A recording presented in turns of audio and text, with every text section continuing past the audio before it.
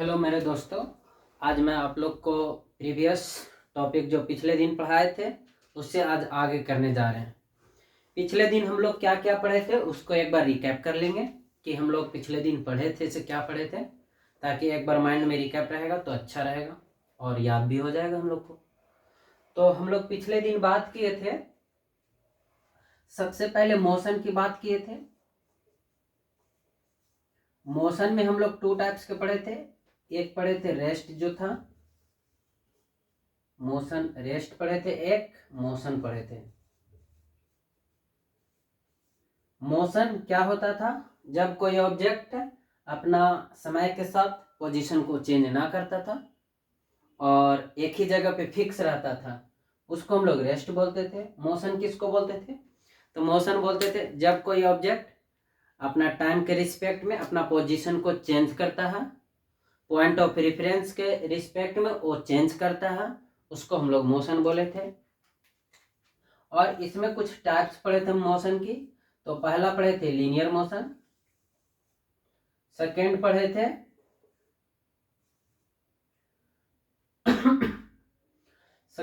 हम लोग circulatory motion, and third पढ़े थे हम लोग ऑसिलेटरी मोशन, जो कि मैंने इस सभी को पिछले दिन एक्सप्लेन कर चुका हूं कि लीनियर मोशन क्या था, सर्कुलेटरी मोशन क्या था, ऑसिलेटरी मोशन क्या था। लीनियर मोशन जब कोई ऑब्जेक्ट स्ट्रेट पाथ में मोशन करेगा तो लीनियर मोशन। सर्कुलेटरी मोशन जब कोई ऑब्जेक्ट अपना मीन पोजीशन पे ही जब कोई ऑब्जेक्ट सर्कुलर पाथ में मूव करेगा तो उसको सर्कुलेटरी मोशन बोलते हैं।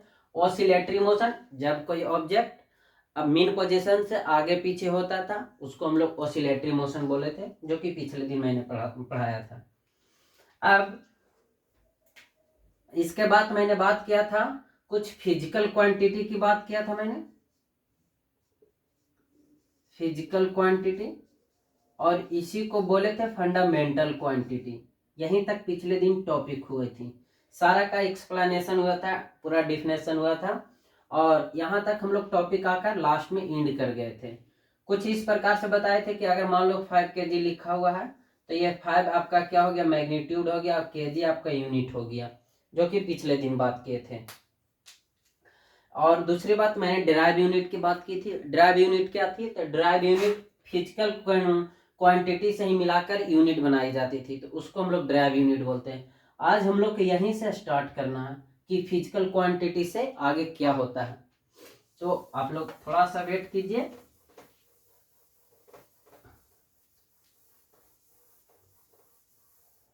देखिए, हम लोग आज पढ़ने जा रहे हैं types of physical quantity. Types of physical quantities. पिछले दिन हम लोग बात कर चुके थे 7 फंडामेंटल क्वांटिटी कि how many types of physical quantity, तो 7 था। अब इस फिजिकल क्वांटिटीज को भी 2 पार्ट में डिवाइड किया गया। वो तो 7 फंडामेंटल है ही है कि आपको चेंज नहीं होगा, वो फिक्स हो चुकी है। अब ये टाइप्स ऑफ फिजिकल क्वांटिटी की बात करें तो ये 2 टाइप्स के होते हैं। एक होता है स्केलर क्वांटिटी,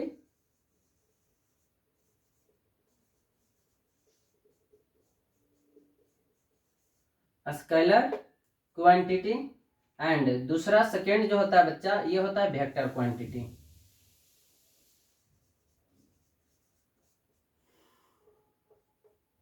वेक्टर क्वांटिटी।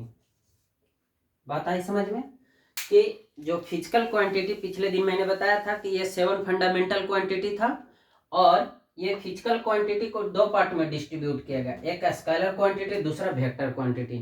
अब स्केलर क्वांटिटी किसको बोलेंगे, वेक्टर क्वांटिटी किसको बोलेंगे, इसका पूरा फुल एक्सप्लेनेशन देंगे। जैसे कि स्केलर क्वांटिटी, स्केलर क्वांटिटी हम उसको बोलेंगे जिसको सिर्फ मैग्नीट्यूड होता है, डायरेक्शन और रिएक्शन कुछ नहीं होता, उसको हम लोग स्केलर क्वांटिटी बोलेंगे। और वेक्टर क्वांटिटी किसको बोलेंगे, जिसका मैग्नीट्यूड और डायरेक्शन दोनों होता है, उसे कौन क्या बोलते हैं, वेक्टर क्वांटिटी। जैसे कि मैं एक एग्जांपल से समझाता हूं। जैसे कि मान लो कि ये 5 kg है, तो 5 kg में अब थोड़ी ना कोई पूछेगा कि हाँ 5 kg हमको नॉर्थ की तरफ जाना है, साउथ की तरफ जाना, ईस्ट की तरफ जाना, वेस्ट, कुछ नहीं, बस सिंपल सी 5 kg बोलेगा। 5 यहाँ मैग्नीट्यूड हो गया, kg यहाँ यूनिट हो गया। तो बस इस प्रकार की जो यूनिट रहेगा जिसमें डायरेक्शन की कोई नीड नहीं पड़ेगी, उसको हम लोग स्केलर क्वांटिटी बोलते हैं। फिजिकल वेक्टर क्वांटिटी किसको बोलते हैं? तो वेक्टर क्वांटिटी जिसमें दोनों चीज की रिक्वायरमेंट होती है। आपको बिना डायरेक्शन के ये क्वांटिटी कैसा आधा फील होगा, अधूरा फील होगा, बोलेगा कि कंप्लीट है ही नहीं, तो उसको हम लोग बोलते हैं वेक्टर क्वांटिटी। बात आई समझ में? तो वेक्टर क्वांटिटी का एक एग्जांपल की मैं बात करूं तो मान लो कि ये 5 न्यूटन। अब देखिए, न्यूटन से पता चलता है कि फोर्स, न्यूटन से क्या चलता है? फोर्स। तो यहाँ पास जब फोर्स लगाएंगे, या तो अपनी ओर खींचेंगे या तो दूसरे ओर, तो यहाँ पास 5 न्यूटन फोर्स टुवर्ड्स नॉर्थ। ये जैसे ही मैं बात करूं, अगर फोर्स लग रहा तो फोर्स या तो खींचेगा या ढकेलेगा, या तो पुश करेगा, पुल करेगा, या तो नीचे दबाएगा या तो ऊपर उठाएगा, यही तो कर सकता है, और क्या कर सकता है? तो इस प्रकार की क्वांटिटी को हम लोग बोलेंगे वेक्टर क्वांटिटी, जिसका दोनों चीज होता है, magnitude as well as direction. अब कुछ समझ गया है, इसका कुछ डिफिनेशन लिखते हैं और इसके बाद से फिर हम इसमें डिफरेंस लिखते हैं।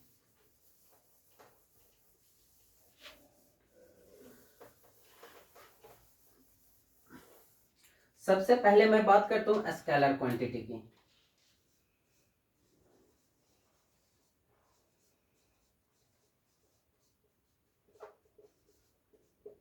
स्केलर क्वांटिटी, तो यहां पास हमको क्या बोलना, स्केलर क्वांटिटी होता क्या है? तो सिंपल सी बोलेंगे,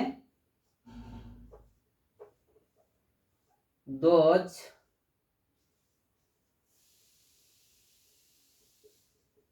quantities those quantity has only magnitude, only magnitude is known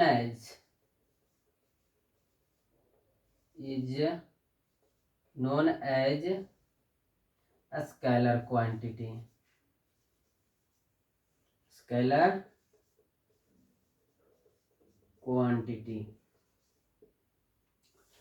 वैसा यूनिट, वैसा क्वांटिटी जिसका सिर्फ क्या हो, मैग्नीट्यूड हो। जैसे कि मान लो 5 दर्जन, सिर्फ आप 5 दर्जन, हम जाएंगे दुकानदार से कहेंगे 5 दर्जन मुझे नॉर्थ की तरफ चाहिए, 5 दर्जन मुझे साउथ की तरफ चाहिए, तो ये सही है, ये राइट है मांगने का, कोई मतलब ही नहीं बनता, वहां डायरेक्शन लगाने का कोई सेंस ही नहीं है। तो इस प्रकार की क्वांटिटी को हम लोग क्या बोलेंगे, स्केलर क्वांटिटी। फॉर एग्जांपल्स, अगर मैं इसका एग्जांपल की बात करूं तो ये हो जाएगा 5 kg 10 मीटर, और 5 kg 10 मीटर बहुत सी चीज होती है, और आप बोल सकते हैं कि 100 टेम्परेचर का केल्विन, ये देखो केल्विन, 100 केल्विन। तो इस प्रकार के बच्चा जो यूनिट होती है, इसको क्या बोलते हैं हम लोग, स्केलर क्वांटिटी। नहीं आया समझ में? इतनी बात आया समझ में? चलो ठीक। अब इसके बाद मैं बात करता हूं वेक्टर क्वांटिटी की।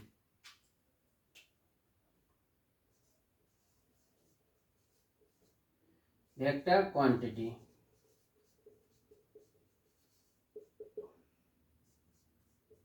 तो यहां पास क्या हो जाएगा, वेक्टर क्वांटिटी किसे बोलेंगे, तो लिखेंगे those quantities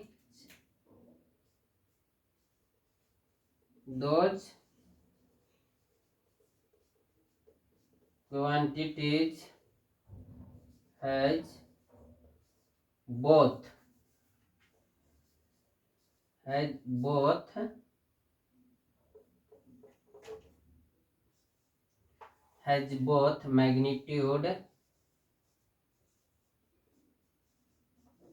magnitude as well as direction, as well as direction is known as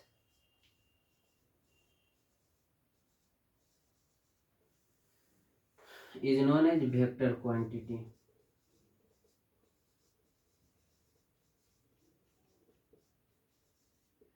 देखिए वेक्टर क्वांटिटी किसको कहेंगे, जिसमें दोनों हो, जिसमें क्या हो, दोनों मैग्नीट्यूड भी हो और डायरेक्शन भी हो, तो उसको हम लोग क्या बोल देंगे, वेक्टर क्वांटिटी। फॉर एग्जांपल की अगर मैं बात करूं, अगर इसमें एग्जांपल की बात करते हैं तो मान लो कि 5 न्यूटन का फोर्स लगाएं टुवर्ड्स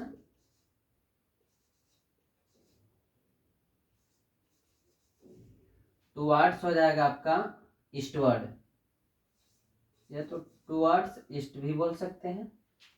सेकेंड एग्जांपल अगर मैं बात करूं तो आप सेकेंड यूनिट क्या ले सकते हैं, जैसे में 10 मीटर पर सेकेंड स्क्वायर एक्सेलरेशन टुवर्ड्स अर्थ,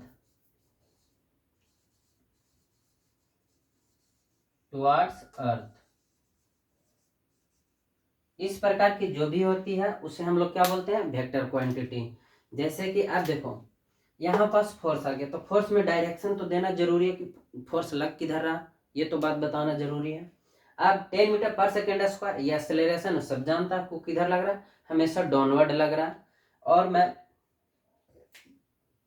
बात करूं तो जैसे कि मान लो इधर जा रहा है कोई आदमी इधर जा रहा है 5 मीटर पर सेकेंड से। अब इसमें डायरेक्शन बता दिया कि एक आदमी जो है ईस्टवर्ड के डायरेक्शन में जा रहा है 5 मीटर पर सेकेंड से, तो जब उसमें डायरेक्शन भी है और मैग्नीट्यूड भी है, दोनों चीज हो गया कि एक आदमी जा रहा है तो किधर जा रहा है, ईस्ट की ओर जा रहा है, कितना का स्पीड से जा रहा है, 5 मीटर पर सेकेंड से जा रहा है। तो आप यहाँ पास बोल सकते हैं कि अच्छा यहाँ पास दोनों चीज है, मैग्नीट्यूड भी है और डायरेक्शन भी है, तब आप इसको क्या बोल सकते हैं, ये वेक्टर क्वांटिटी है। अगर सिर्फ इतना दिया हुआ रहे, इतना, तो आप इसको क्या समझेंगे कि यह स्केलर क्वांटिटी है। बात आई समझ में। वेक्टर क्वांटिटी का एक सिंबल होता है, अगर मान लो कि एक ऑब्जेक्ट है ए पॉइंट पे है, इधर गया बी पे, तो आप इसको ऐसे लिख सकते हैं कि ए से बी की ओर जा रहा है ए बी, इसका डायरेक्शन किधर है, ए बी की ओर, तो ये वेक्टर हो गया। क्या हो गया, वेक्टर। इतनी तक समझ में आई, हाँ या ना बोलो। स्केलर क्वांटिटी जिसमें सिर्फ मैग्नीट्यूड रहेगा, 5 मीटर, 10 मीटर, 1 केजी, 2 केजी, 5 दर्जन, 10 दर्जन, इस प्रकार से अगर रहेगा तो सिर्फ स्केलर क्वांटिटी होगा। वेक्टर क्वांटिटी उसको बोलेंगे जिसमें दोनों मैग्नीट्यूड भी होगा और डायरेक्शन भी होगा, तो उसको क्या बोल देंगे, वेक्टर क्वांटिटी। अब ये दोनों को कुछ डिफरेंस समझते हैं, जो हम लोग का रिक्वायरमेंट है कि इसका डिफरेंस क्या होता है दोनों के बीच, स्केलर और वेक्टर के बीच।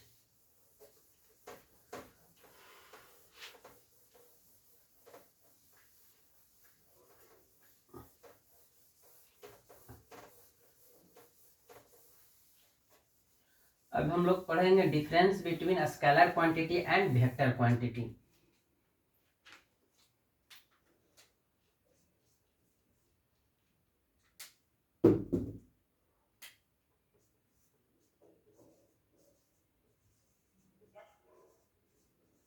डिफरेंस बिटवीन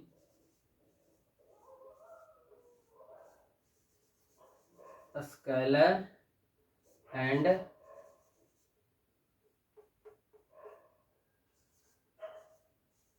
वेक्टर क्वांटिटी, ये दोनों के बीच हम लोग को डिफरेंस पढ़ना है कि स्केलर क्वांटिटी और वेक्टर क्वांटिटी में क्या डिफरेंस है। तो मैं इसको दो पार्ट में डिस्ट्रीब्यूट कर देता हूँ। एक तरफ लिखता हूँ स्केलर और दूसरे तरफ हो जाएगा आपका वेक्टर। तो इसका जो पहला डिफरेंस होगा वो डिफिनेशन से ही होगा। पहला डिफरेंस आप क्या लिख सकते हैं, a physical quantity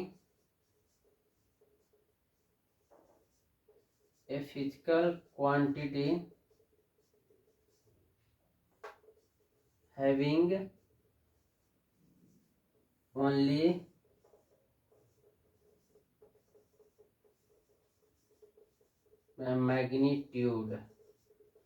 only magnitude is called scalar quantity। आप इसका वेक्टर में क्या लिख सकते हैं, a physical quantity a physical quantity having both scalar having both magnitude as well as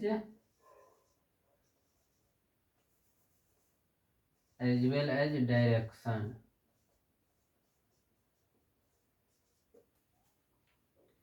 वैसा फिजिकल क्वांटिटी जिसका सिर्फ मैग्नीट्यूड हो उसको हम लोग बोलेंगे स्केलर क्वांटिटी, और वेक्टर क्वांटिटी किसको बोलेंगे?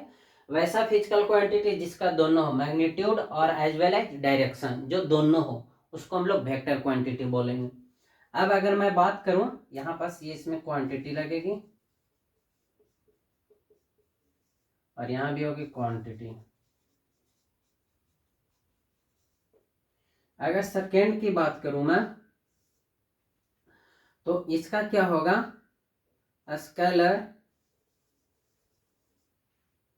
Scalars use normal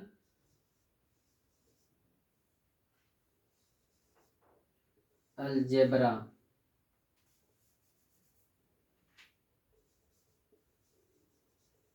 normal algebra applicable.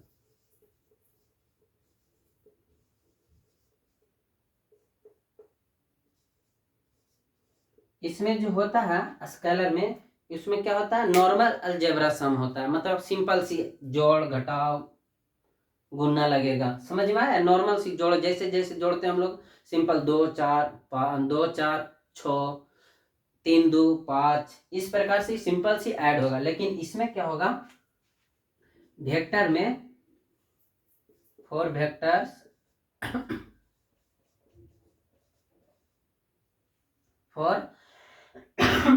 Vectors use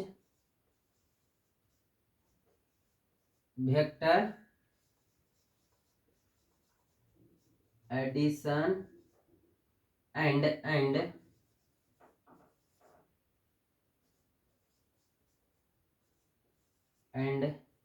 vector applicable.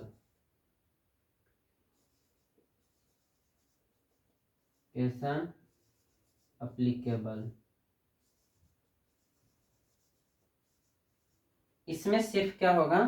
तो हम लोग वेक्टर एडिशन को एप्लीकेबल करेंगे। जैसे कि मैं बात करूं, अगर वेक्टर एप्लीकेबल की बात करते हैं तो आपको ये मिलेगा, एक जा रहा इधर 5 मीटर 3 मीटर पर सेकंड से, एक आदमी जो है इधर जा रहा है, कितना मीटर जा रहा है? 3 मीटर। मान लो कि डिस्टेंस चला 3 मीटर, और एक आदमी, यही आदमी इधर टर्न ले लिया और इधर चला गया, कितना है? 4 मीटर।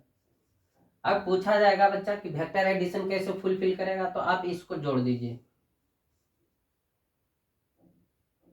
तो ये जो हुआ ये वेक्टर सम हुआ कि अगर मान लो इधर गया 3 मीटर, इधर गया 4 मीटर, तो टोटल डिस्टेंस कितना चला? तो टोटल तो 3 और 4 7 चला। लेकिन अगर वेक्टर सम करेंगे इसी को, तो यहाँ पास लगा देंगे पाइथागोरस थ्योरम। क्या लगा देंगे? Pythagoras theorem. 90 डिग्री के सामने वाला ये हाइपोटेनस हो गया, ये बेस हो गया, और ये आपका पी हो गया परपेंडिकुलर। तो आप एच बराबर यहां से अप्लाई कर सकते हैं अंडर रूट पी का स्क्वायर प्लस बी का स्क्वायर। अब एच का वैल्यू यहां से हो जाएगा क्या कि पी का वैल्यू कितना हो गया आपका? 4, यानी कि अंडर रूट 4 का स्क्वायर हो जाएगा और प्लस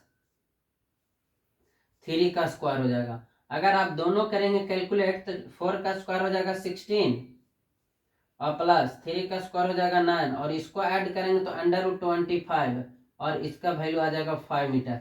मतलब इसका अगर वेक्टर सम करे तो आ गया मेरा 5 मीटर। कितना मीटर आया है? 5 मीटर। कब? जब इसका वेक्टर सम किए। तो नहीं समझ में आया? तो जितना भी वेक्टर्स क्वांटिटी है उसमें क्या लगता है? तो वेक्टर एप्लीकेशन एप्लीकेबल होता है, मतलब वेक्टर का जो रूल है वो इसमें एप्लीकेबल होगा। ये नहीं कि 3 और 4 जोड़ दिए तो 7, अगर ये ऐसे जोड़ते हैं तो ये वेक्टर नहीं कहलाएगा। बात आई समझ में? और अगर वेक्टर का रूल इसमें अप्लाई करें तो ये इस प्रकार से एरो लगेगा, हेड टू टेल, सिंपल सी। इधर गया 3 मीटर, इधर गया 4 मीटर, तो शॉर्टेस्ट डिस्टेंस कितना है 5 मीटर। तो आप इस प्रकार से निकाल सकते हैं, तभी ये वेक्टर क्वांटिटी हुआ। बात आया समझ में, आया कि नहीं आया? चलो ठीक। थर्ड अगर डिफरेंस की बात करूं मैं,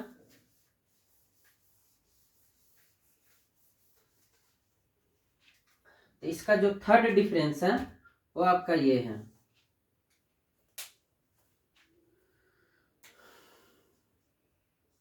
it can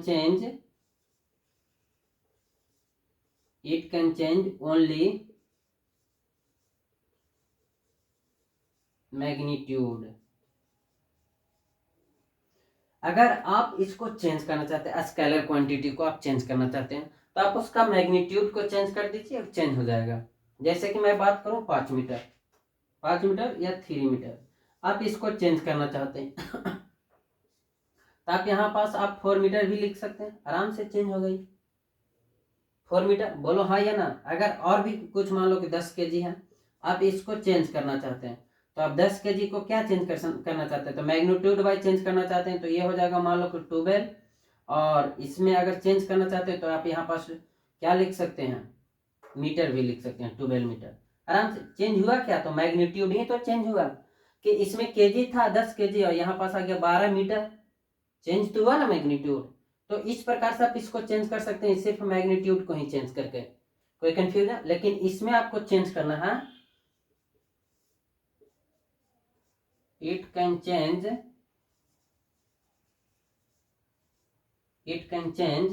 magnitude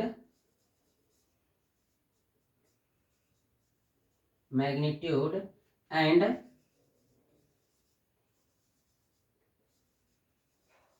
direction also. आप ये दोनों चीज चेंज करते हैं तभी ये चेंज होगा। अगर आप वेक्टर क्वांटिटी को चेंज करना चाहते हैं तो आपको मैग्नीट्यूड का भी चेंज करना पड़ेगा और डायरेक्शन को भी चेंज करना पड़ेगा। जैसे कि अगर मान लो कि ये 7 न्यूटन का है और इधर की ओर फोर्स लगा रहा है, अब आप इसको चेंज करना चाहते हैं, तो आप इसको चेंज कैसे कर सकते हैं, तो आप इसको चेंज कर सकते हैं 10 न्यूटन, ये तो चेंज हो चुकी है, लेकिन अभी भी किधर डायरेक्शन तो रिक्वायर्ड पड़ेगी। मान लो कि डायरेक्शन हम दे देते हैं टुवर्ड्स साउथवर्ड। बात आई समझ में, तभी ये चेंज होगा।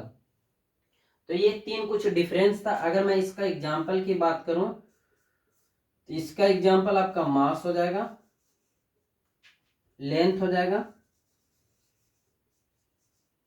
टाइम हो जाएगा, और भी है ETC। मैं तीन की बात करता हूँ। इसमें अगर मैं बात करूं वेक्टर का डिफरेंस एग्जांपल की अगर मैं बात करूं तो इसका एग्जांपल हो जाएगा आपका फोर्स, सेकेंड हो जाएगा आपका वेट, और तीसरा हो जाएगा आपका प्रेशर, और एक्सेलरेशन भी है। ये नहीं कि प्रेशर ही बस इतना ही है, और भी डिफरेंस है। अगर मैं लिखाना चाहूँ तो पूरा बोर्ड क्या पूरा भर जाएगा आपका कॉपी भी, कितना डिफरेंस होता है इसमें। सॉरी, ये एग्जाम्पल अगर लिखवाना चाहूंगा तो बहुत होता है एग्जाम्पल। कोई दिक्कत? इतनी बात समझ में आए? कोई भी आपसे पूछ सकता है कि स्केलर क्वांटिटी क्या होता है। स्केलर क्वांटिटी में सिर्फ क्या होता है, मैग्नीट्यूड होता है। वेक्टर में क्या होता है, जिसमें मैग्नीट्यूड और डायरेक्शन दोनों होता है। और इसको हम चेंज कैसे कर सकते हैं, सॉरी, इसका जो रूल होता है क्या होता है, तो स्केलर्स यूज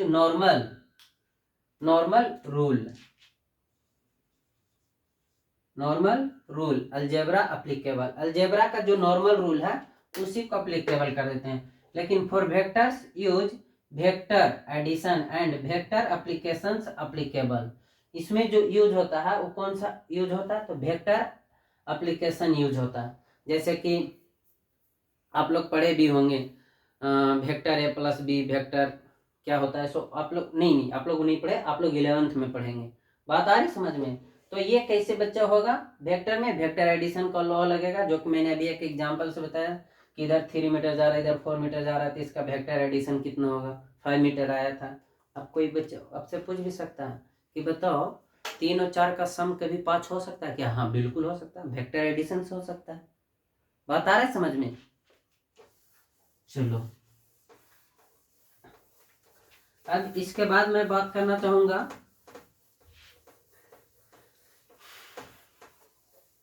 यहां तक तो क्लियर हो गई, सबको समझ में आ गया? ठीक। अब इसके बाद मैं बात करता हूँ डिस्टेंस एंड डिस्प्लेसमेंट। समझने से पहले यूनिट की बात कर लेता हूँ। थोड़ा सा यूनिट भी हम लोग को जानना बहुत जरूरी है।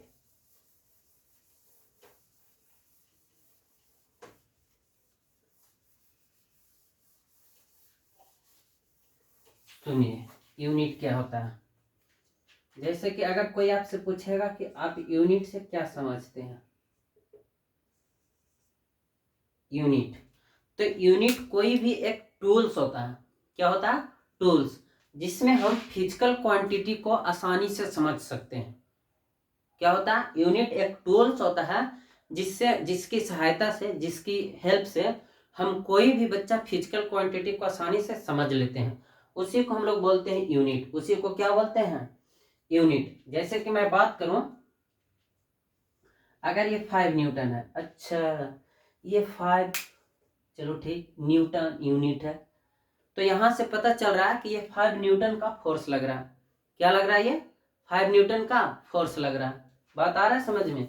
हाँ, तो ये अगर मैं मान लूं कि अच्छा इस आदमी का हाइट जो है ये कितना मीटर है, मान लो कि 2 मीटर है, तो इससे पता चल रहा है, ये यूनिट से हमको पता चल रहा है कि ये आदमी के क्या है, हाइट है। ये आदमी के क्या है, ये आदमी का हाइट है। बात आ रहा है समझ में यहां तक? ठीक, अब आगे सुनो। तो यूनिट क्या है? तो यूनिट एक सिंपल सी बच्चा टूल्स है। Unit tools which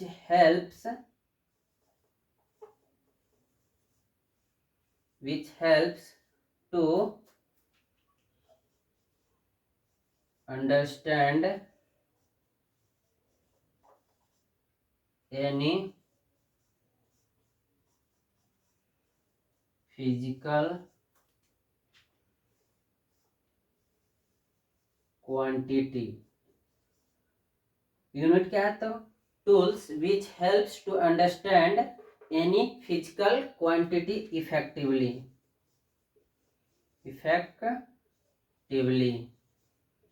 is known as unit, is known as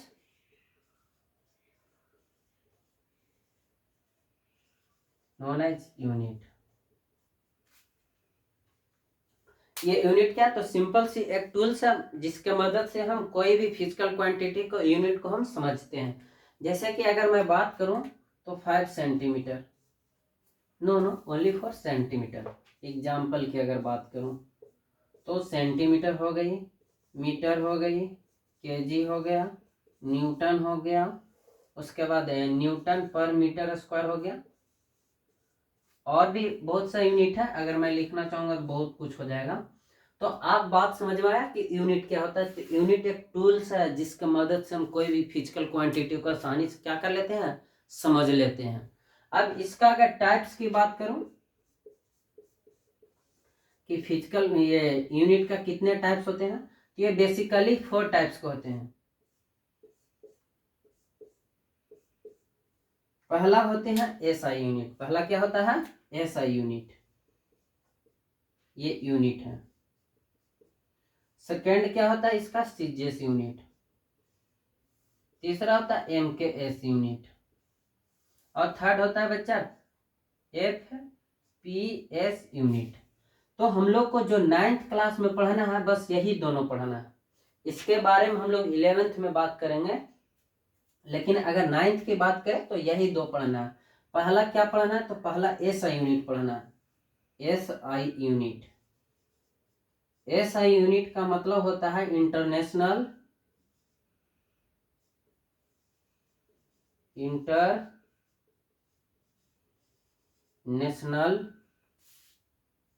system unit.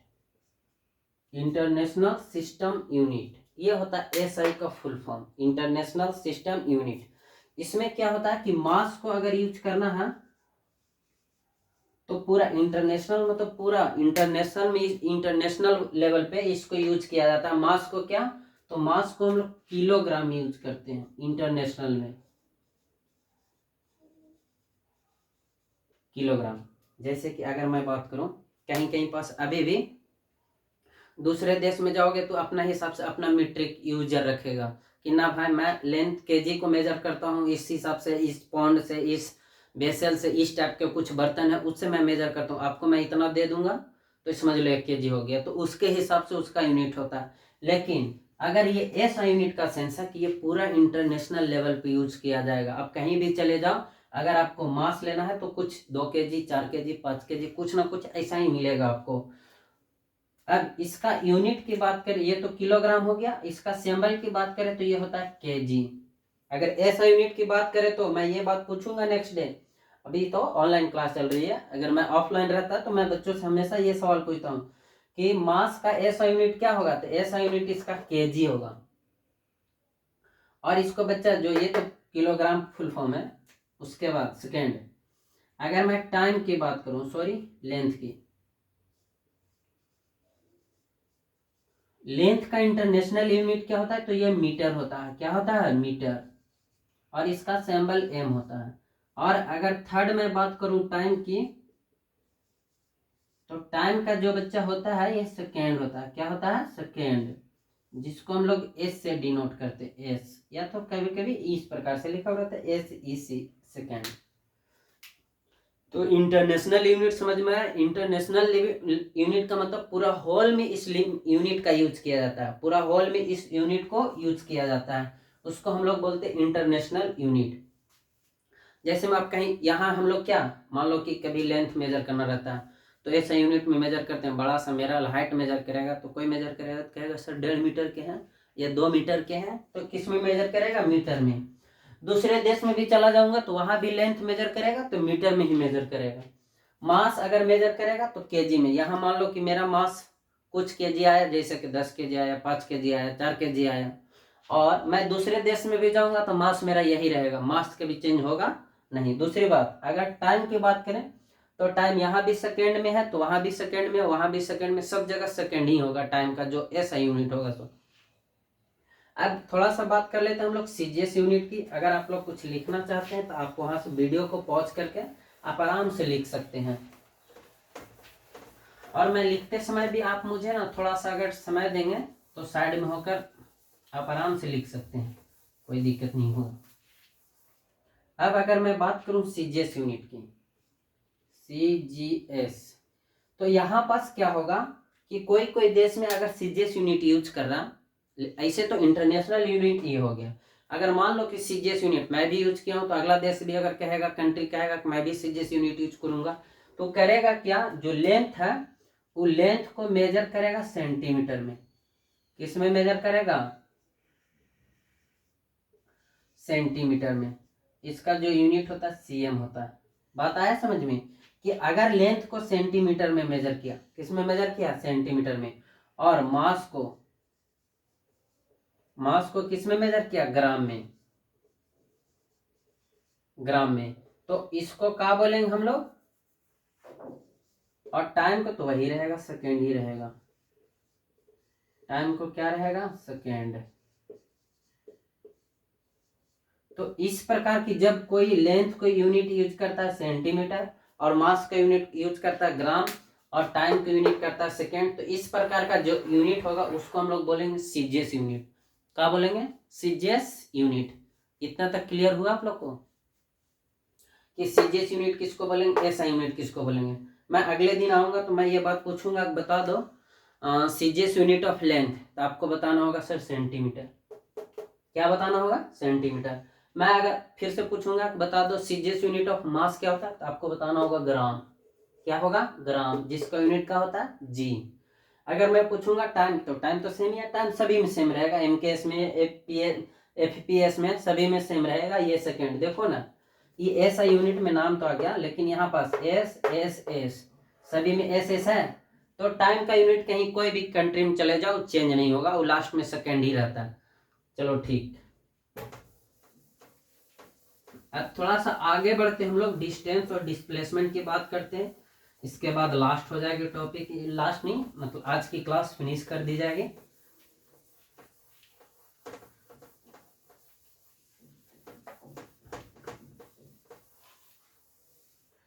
चलिए देखिए, अगर मैं बात करूं आपको डिस्टेंस की, किसका बात करूं?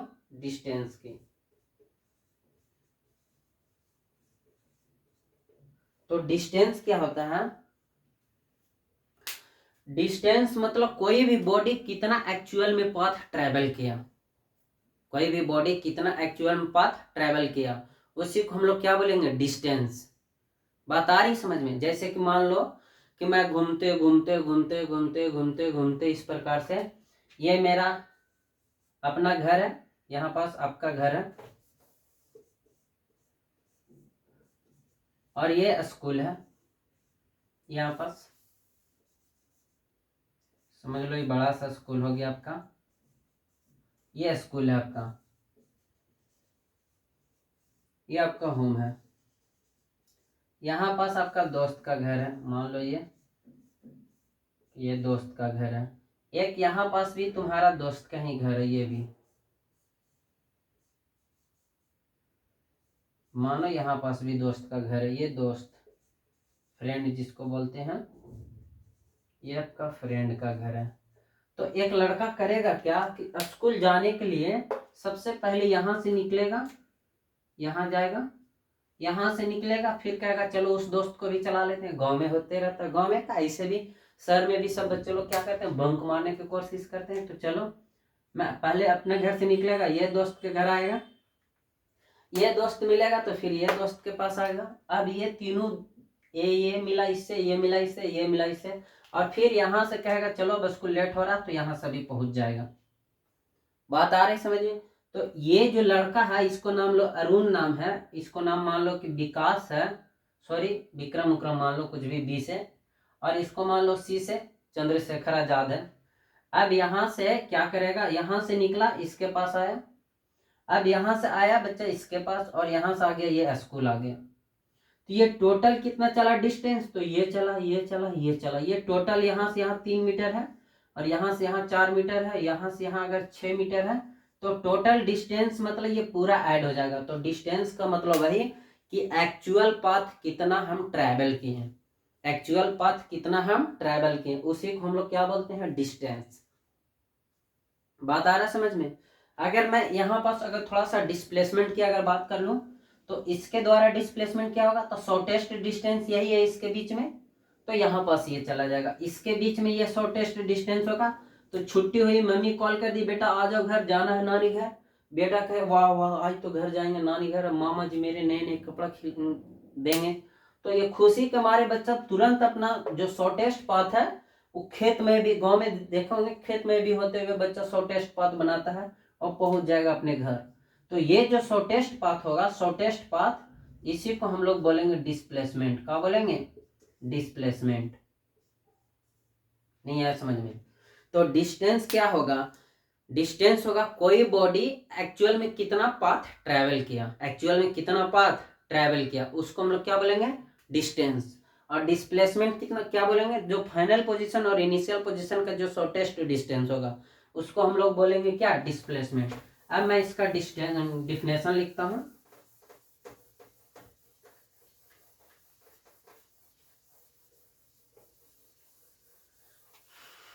इसका डिफिनेशन होगा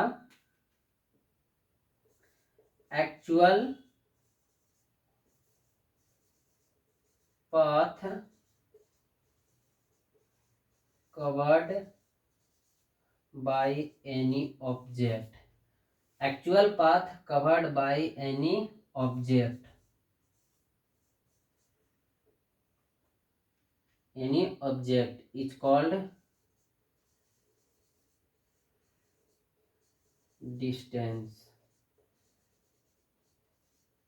कि एक्चुअल में कितना पाथ ट्रेवल किया, उसी को हम लोग क्या बोलेंगे? Actual path covered by any object, any object is called distance.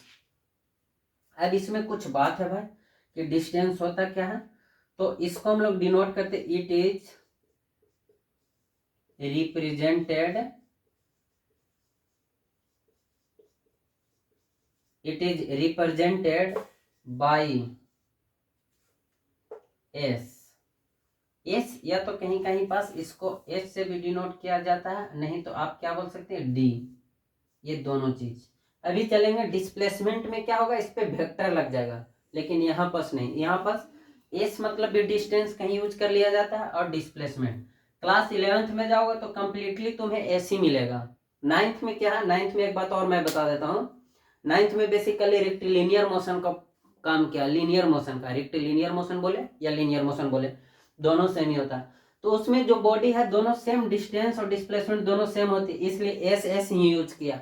और बच्चे कंफ्यूज रहते हैं कि सर कहाँ पास हम एस ले, कहाँ पास एस मतलब डिस्प्लेसमेंट ले, और कहाँ पास डिस्टेंस ले। तो आप इसके लिए बेफिक्र रहेंगे, अगर डिस्प्लेसमेंट रहेगा तो वहां पास हम वेक्टर लगाएंगे, और डिस्टेंस रहेगा तो या तो सिर्फ एस लिखेंगे, डी लिखेंगे तब तो आप समझ ही जाएंगे डी मतलब डिस्टेंस। आगे जो बच्चा डिस्टेंस होता है ये रिप्रेजेंट करता है एस से, और it is scalar quantity, it is scalar quantity. Scalar quantity मतलब वही सिंपल सी मैग्नीट्यूड होगा, और इट इज ऑलवेज पॉजिटिव।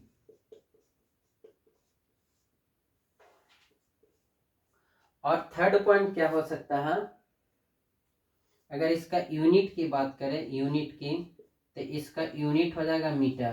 क्या हो जाएगा, मीटर, जिसको एम से डिनोट कर सकते हैं। और भी आप क्या लिख सकते हैं कि इसका स्केलर ऑलवेज पॉजिटिव होता है, ठीक है, scalar quantity this this this. और इसका एक फार्मूला भी लिख सकते हैं कि डिस्टेंस बराबर, अगर नॉर्मल फार्मूला जानते हैं क्लास 6-7 की बात करें, कि होता है स्पीड इंटू टाइम। क्या होता है, स्पीड इंटू टाइम। बस इतना काफी है आपके लिए कि डिस्टेंस क्या होता है, actual path covered by any object is called distance. It is represented by S या तो डी, एस से रिप्रेजेंट करेंगे या तो डी से करेंगे। ये कैसा क्वांटिटी है, scalar quantity. It is always positive, distance जो होता है ऑलवेज पॉजिटिव होता है। जैसे कि अगर मैं बात करूं कि एक लाइन सा सिंपल से एक लाइन आप लोग पढ़े भी होंगे, और यहाँ पास एक जीरो है, कोई ऑब्जेक्ट जो है यहां से चल के यहाँ आ गया, यहाँ था यहाँ आ गया, -4 मीटर पीछे की ओर, तो बताओ इसके द्वारा डिस्टेंस कितना कवर होगा, -4 या 4? अरे बाबू, मान लो कि यहाँ से स्टार्ट हुआ सर, 1 2 3 4, 4 आया, तो ये हमेशा मैग्नीट्यूड वाइज होता है। अगर इधर भी गया ना तो पर वो पॉजिटिव में ही होगा, कि आखिर चले तो हम कितना कदम चले। मान लो कि तुम्हारे लिए हम यहाँ पूरी ओरिजिन मान लेते, तो 1 2 3 4 यहाँ पहुंचे, तो पर भी तो पॉजिटिव, इतना डिस्टेंस ट्रेवल किया ना तो ये पॉजिटिव ही होगा। तो आप इस बात को याद रखिएगा कि डिस्टेंस जो होता है हमेशा कैसा होता है, पॉजिटिव होता है। कभी नेगेटिव हो ही नहीं सकता है, कभी जीरो हो ही नहीं सकता है। रेस्ट में है तब तो फिर बात ही नहीं कर सकते, वो रेस्ट में हो गया। लेकिन अगर थोड़ा सा भी चला है, इधर चले या इधर चले, तो पर भी कैसा होगा, पॉजिटिव होगा। तो डिस्टेंस ऑलवेज पॉजिटिव होता है। अब डिस्प्लेसमेंट की बात करता हूं मैं, ये बात लिख लिया ना आप लोग, ठीक है, वीडियो पॉज करके लिख लेंगे अगर जब आपको रिक्वायरमेंट पड़ेगी तो।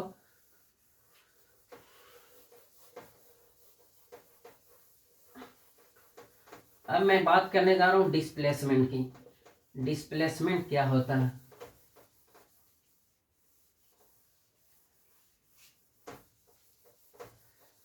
अभी रात के कुछ नहीं तो ये 2 बज रही होगी, 2 बजे मैं ये वीडियो को बना रहा हूँ आप लोग को, ताकि शांत माहौल में वीडियो अच्छा बने, कोई डिस्टरबेंस ना हो। और मैं बात करने जा रहा हूँ displacement.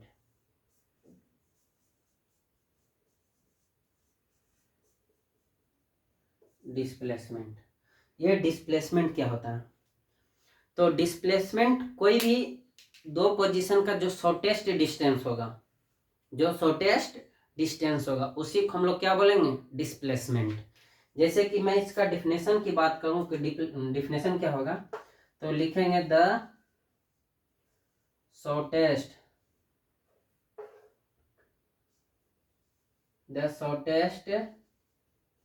Distance between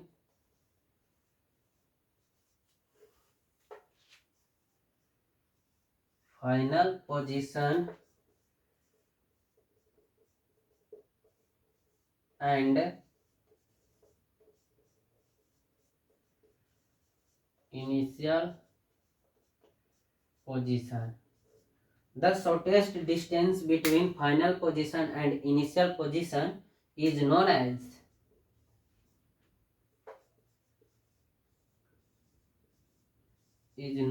displacement.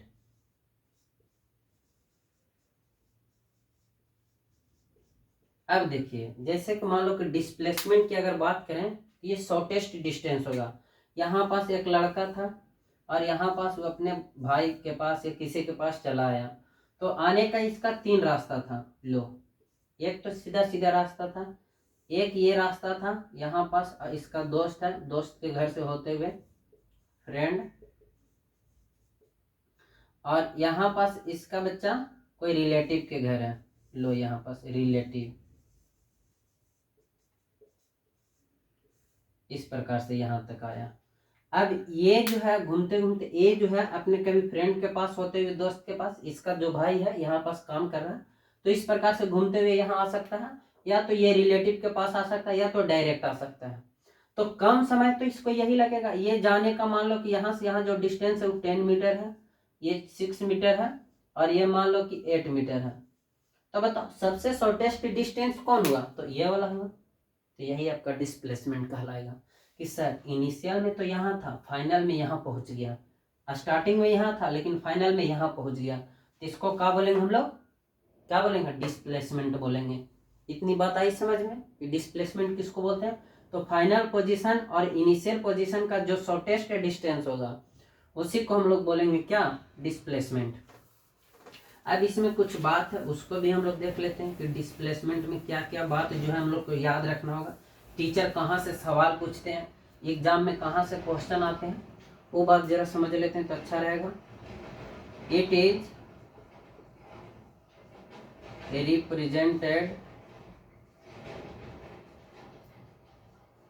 Represented by S vector, S vector, और कुछ नहीं। दूसरी बात, इट इज वेक्टर क्वांटिटी। ये जो क्वांटिटी होता है ये कैसी होती है? वेक्टर क्वांटिटी होती है। अगर आगे मैं बात करूं तो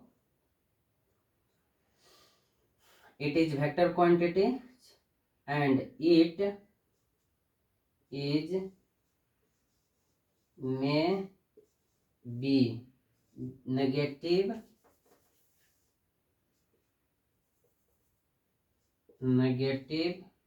जीरो और पॉजिटिव। ये तीनों हो सकती है, नेगेटिव भी हो सकती है, पॉजिटिव भी हो सकती है, जीरो भी हो सकती है। और ऐसा यूनिट इसका भी क्या होता है? तो इसका भी ऐसा यूनिट मीटर नहीं होता है। ऐसा यूनिट क्या होता है? ये भी तो डिस्टेंस ही तो है एक प्रकार के, बस खाली सिंपल सी एक ही बात है, डिफरेंस क्या है कि शॉर्टेस्ट डिस्टेंस है, लेकिन डिस्टेंस तो नहीं है। ऐसा यूनिट का हो जाएगा, इसका मीटर हो जाएगा, मीटर। और अगर मैं बात करूं तो इसका अगर फॉर्मूला की बात करूं तो ये हो जाएगा फाइनल पोजीशन। लो, P मतलब पोजीशन, F मतलब फाइनल, माइनस P मतलब पोजीशन, इस मतलब इनिशियल, ये होता है। अब डिस्टेंस जो होता है या तो इसका इक्वल हो सकता है, या तो डिस्प्लेसमेंट से क्या हो सकता है? बड़ा हो सकता है, लेकिन कभी छोटा होने का तो सवाल ही नहीं है।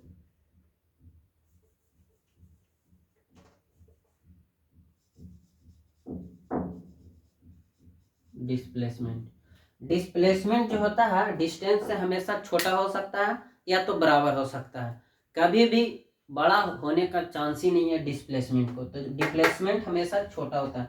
ये क्वेश्चन पूछा जाता है ऑब्जेक्टिव में, बच्चों को ये ऑप्शन दे दिया जाता है तो बच्चे लोग अलबला जाते हैं कि डिस्टेंस जो होता है वो क्या हो सकता है? डिस्प्लेसमेंट से हमेशा बड़ा होता है। अभी तो मैंने बताया कि एक यहाँ था, एक यहाँ था, तो ये और ये और ये हमेशा बड़ा होगा इससे कि ये बड़ा हो जाएगा, ये कभी नहीं बड़ा हो सकता, ये बड़ा हो सकता है, ये बड़ा हो सकता है। तो डिस्टेंस हमेशा बड़ा हो सकता है डिस्प्लेसमेंट से, या तो इक्वल हो सकता है। इक्वल होगा तभी जब कोई ऑब्जेक्ट रेक्टिलिनियर मोशन में मूव कर रहा है, मतलब स्ट्रेट पाथ में मोशन कर रहा है।